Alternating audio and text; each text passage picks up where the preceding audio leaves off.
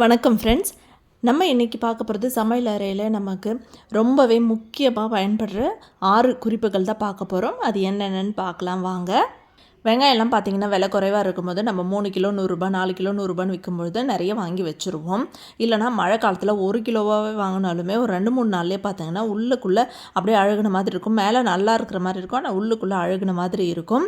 அதுக்கு என்ன பண்ணணும்னா, இந்த மாதிரி வாங்கிட்டு வந்தோடனே அந்த மேலே இருக்கிற ஒரு லேயர் அந்த தோலை வந்து எடுத்துடணும். அந்த மேலே வந்திருக்கும் பாருங்கள், அந்த தோல் மட்டும் எடுத்துட்டு அதுக்கப்புறமா குக்கிங் ஆயில் எடுத்துகிட்டு அந்த மேல் பகுதியில் மட்டும் அந்த குக்கிங் ஆயில் கொஞ்சம் கொஞ்சம் தடவி எல்லா வெங்காயத்துலையுமே தடவி நீங்கள் என்ன பேஸ்கெட்டில் போட்டு வைப்பீங்களோ அந்த பேஸ்கெட்டில் போட்டு வச்சுருங்க. அந்த வெங்காய கூடையில் வந்து வேறு ஏதோ பூண்டோ இல்லை உருளைக்கிழங்கெல்லாம் போட்டு வைக்காதுங்க, வெங்காயம் மட்டும் போட்டு வைங்க. வெயில் காலமாக இருந்தால் நம்ம வந்து வெயிலில் நல்லா காய வச்சுட்டு கூட எடுத்து வச்சிடலாம். ஆனால் மழை காலத்தில் அந்த மாதிரி ஸ்டோர் பண்ண முடியாது இல்லைங்களா, அதுக்கு இது வந்து பெஸ்ட்டு டிப்பு. ஸோ ட்ரை பண்ணி பாருங்கள். இந்த மாதிரி பேக்கெட்லாம் பார்த்திங்கன்னா நம்ம பாதி பொருள் யூஸ் பண்ணியிருப்போம், மீதி பாதி அப்படியே இருக்கும். அதை வந்து க்ளோஸ் பண்ணுறதுக்காக நம்ம ரப்பர் பேண்டோ இல்லை கிளிப்போ தேடுவோம், அந்த நேரத்தில் கிடைக்கவே கிடைக்காது. அதுக்கு ஒரு ஈஸியான மெத்தட் சொல்கிறேன். நான் இப்போது இந்த வீடியோவில் காட்டுற மாதிரி அதே மாதிரி அந்த கவரை மடித்து லாக் பண்ணிவிடுங்க. இப்போ பாருங்கள், கீழே கொட்டினாலும் கொட்டாது. இன்னொரு முறை இதே மாதிரி செஞ்சு காட்டுற பாருங்கள். இதே மெத்தட்லேயும் நீங்கள் ட்ரை பண்ணி லாக் பண்ணிவிடுங்க.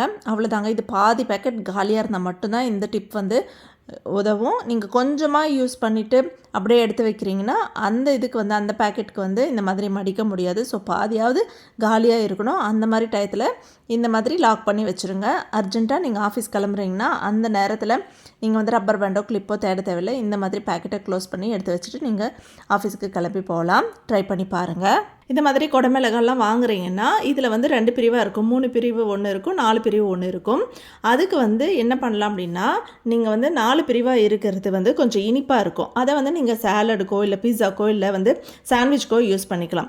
இதே மாதிரி 3 பிரிவாக இருக்கிறது பார்த்திங்கன்னா கொஞ்சம் லைட்டாக கசப்பாக இருக்கும். அந்த பெல் பெப்பரோட காரத்தோட கொஞ்சம் லைட்டாக கசப்பாகவும் இருக்கும். அதை வந்து நீங்கள் சப்ஜிக்கு யூஸ் பண்ணிக்கலாம், இல்லை பொரியலுக்கோ இல்லை குழம்புக்கோ யூஸ் பண்ணிக்கலாம். ஸோ அதுக்கு தகுந்த மாதிரி நீங்கள் பார்த்து வாங்கிக்கோங்க. நம்ம வீட்டில் அப்பளம்லாம் சுடுவோம். அப்பளம் சுட்டுட்டு சாப்பிட்டுட்டு மீதி இருக்கிற அப்பளத்தை வந்து நம்ம என்ன பண்ணோம், ஒரு ஏர்டைட் பாக்ஸில் வந்து ஸ்டோர் பண்ணி வச்சோம்னா அப்படியே மொறுன்னு இருக்கும். சம்டைம்ஸ் என்ன பண்ணுவோம்னா அது அப்படியே மறந்துடுவோம். அந்த பாத்திரத்துலேயே நம்ம எந்த பாத்திரத்தில் பொரித்து எடுத்து வச்சோமோ அதே பாத்திரத்துலேயே அப்படியே மூடி போட்டு மூடிடுவோம். அதை வந்து ஈவினிங்காக பார்க்கும்பொழுது பார்த்திங்கன்னா நமத்த போயிருக்கும். ஸோ அந்த நமத்த போனது என்ன பண்ணுறது அப்படின்னு அப்படியே பிச்சு சாப்பிடுவோம் ரொட்டி மாதிரி, இல்லைன்னா தூக்கி போட்டுடுவோம். அது மறுபடியும் வந்து மொறுன்னு மாற்றலாம். ஒரு வாணலி எடுத்துக்கலாம், இல்லைனா தோசை தவா எடுத்துக்கலாம். அது வந்து கொஞ்சம் நல்லா ஹீட் ஆனதுக்கப்புறமா சிம்மில் வச்சுக்கோங்க. இப்போது இந்த அப்பளம்லாம் உடச்சி அப்படியே வந்து அந்த வாணலியிலோ இல்லை தோசை தவா மேலேயோ போட்டு விட்டுடுங்க. போட்டு விட்டுட்டு அப்படியே லைட்டாக திருப்பி விட்டுட்டே வந்தீங்கன்னா லோ ஃப்ளேமில் தான் இருக்கணும். ஹை ஃப்ளேம் வச்சிங்கன்னா கரிஞ்சிடும். அதனால் லோ ஃப்ளேம்லேயே வச்சு திருப்பி விட்டு பாருங்கள். அவ்வளோதாங்க. திருப்பி விட்டு எடுத்துட்டிங்கன்னாலே நல்லா மொறுன்னு வந்துடும். இது பாருங்கள், உடைச்சா நல்லா உடையுது. ஃபஸ்ட்டு நீங்கள் பார்த்தது வந்து நல்லா நமத்து போயிருந்தது. இப்போ பாருங்கள் நல்லா உடையுது. ட்ரை பண்ணி பாருங்கள். காஞ்ச மிளகாலாம் வாங்கிட்டு வந்து நம்ம நல்லா வெயிலில் காய வச்சு மிளகா அரைச்சி வைப்போம். குழம்பு மிளகாத்தூள் வந்து அரைச்சி வைப்போம், இல்லை தனி மிளகாத்தூள் கூட அரைச்சி வைப்போம். ஆனால் அதெல்லாம் வாங்கிட்டு வந்து அரைக்கும் போது ஒரு சில டிப்ஸை வந்து நம்ம ஃபாலோ பண்ணணும். நல்லா வெயிலில் காய வச்சு தான் நம்ம யூஸ் பண்ணணும். அதே நேரத்தில் இந்த மாதிரி கொஞ்சம் வெளுத்து போன மாதிரி இருக்கும், ஒரு மாதிரி பூஞ்சை பிடிச்ச மாதிரி இருக்கும். அதுக்குள்ளே வந்து ஒரு சில பூச்சிகள் கூட இருக்கும். அதில் உள்ள வந்து விதையே இல்லாமல் அப்படியே வந்து ரொம்ப அழுத்தினா அப்படியே அமுங்கும். அந்த மாதிரி வசன்னு இருக்கும் அப்படின்னு சொல்லுவாங்க இல்லைங்களா, அப்படியே நமுத்து போன மாதிரி இருக்கும். ஸோ அந்த மாதிரி மிளகா, அதுக்கப்புறமா வந்து இந்த மாதிரி வெளுத்து போன மாதிரி நிறைய இருக்கும். ஸோ அந்த மிளகா எல்லாமே எடுத்துருங்க. ஏன்னா இதில் வந்து நம்ம அப்படியே போட்டு அரைச்சி சாப்பிடும் பொழுது கேன்சர் வரத்துக்கான வாய்ப்புகள் வந்து நிறைய இருக்குது அப்படின்னு சொல்லிட்டு இப்போ வந்து சொல்லிட்டு வராங்க. ஸோ இதுக்கு முன்னாடி வந்து எப்படி அரைச்சிருப்பீங்களோ தெரியாது, ஆனால் இனிமேலாவது மிளகா அரைக்கும் பொழுது அந்த மாதிரி மிளகாலாம் தனியாக எடுத்துருக்கேன். அது மட்டும் இல்லாமல் இந்த காம்பு பகுதியை கூட கிள்ளி தூர போட்டுட்டு அதுக்கப்புறமா அரைங்க. ஒரு சிலர்லாம் என்ன பண்ணுறீங்கன்னா அந்த காம்போடு சேர்த்து அப்படியே அரைச்சிடுறீங்க. அந்த மாதிரி அரைக்காதீங்க. காம்பும் எடுத்துருங்க. அப்புறம் இந்த மிளகாயெல்லாம் வந்து பார்த்து எடுத்துகிட்டு நல்ல மிளகாய் மட்டும் போட்டு நீங்கள் மிளகாய் தூள் அரைச்சிக்கோங்க. நம்மளே அரைச்சிக்கிறது தான் நல்லது.